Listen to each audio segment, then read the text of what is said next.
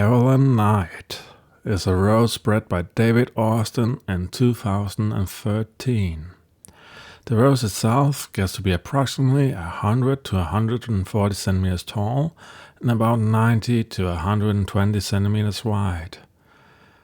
It is, well, I regret to say this, but the parentage of Carolyn Night is a summer song. And why do I say I regret to inform of that? It is because most of you know that I have been complaining about summer song as a very unhealthy rose. And when one looks at Carolyn Night, even though it is a bit more healthy than summer song, you still find the tendency to get a lot of black spot. And things gets even worse for Carolyn Night, in my opinion. It grows very vertical, which means not a lot of leaves on the lower stems. And even though I find the color pretty and the blooms pretty, I think this kind of color and this kind of bloom can be had on a lot of other Austins with better health and sadly also better fragrance. The fragrance on this one is described as a strong honey myrrh with a bit of tea. I'm here to say I'm not getting that fragrance. I'm getting a 4 to 5, if I'm being generous, a 6. And what I'm really getting is kind of like the scent of a tulip when you put your nose to a tulip.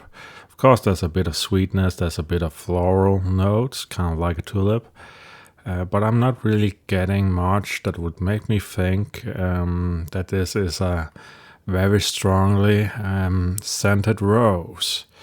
And really, that is where the problems just compound for Carolyn Night. The fact it is a vertical growing, it doesn't provide a fully leafed out bush often.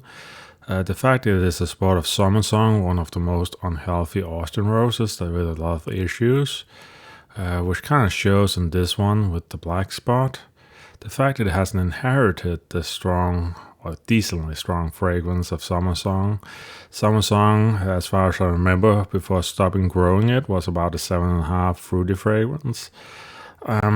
But to sum it all up, I honestly don't believe this rose is one of the best Austin roses.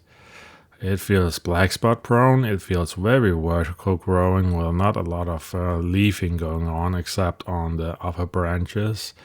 Even though the flower is very pretty and double cupped, it simply does not have that powerful fragrance to really bring something special to this rose.